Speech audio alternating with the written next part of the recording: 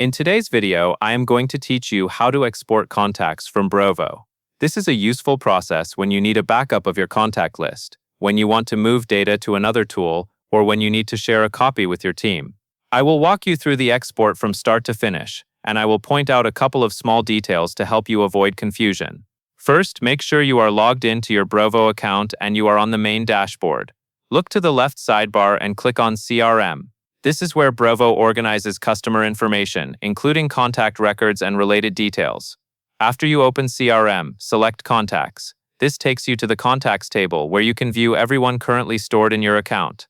Take a moment to confirm you are looking at the list you want to export, especially if your workspace has multiple segments or views available. Next, you will select the contacts for export. At the top of the Contacts table, find the top checkbox and check it to select all contacts in the list. This is the quickest way to include everything at once. If you only needed a smaller set, you would normally select individual contacts, but for this walkthrough, we are selecting all using that top checkbox. Once everything is selected, look for the More Actions option. Click More Actions to open additional tools you can run on the selected contacts. From that menu, choose Export.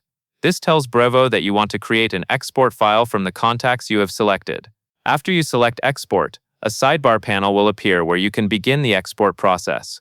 In that sidebar, click Start Export. At this point, Brevo will start preparing your file. Depending on how many contacts you have, this may take a few seconds or a little longer. It is normal for the export to run in the background. When the export is ready, go to the top right of the screen and click the bell icon. This is where Brevo posts notifications, including completed exports. Locate the export notification and download the file from there. Save it somewhere you can find easily, and consider using a clear file name so you can identify it later. And that is all there is to it.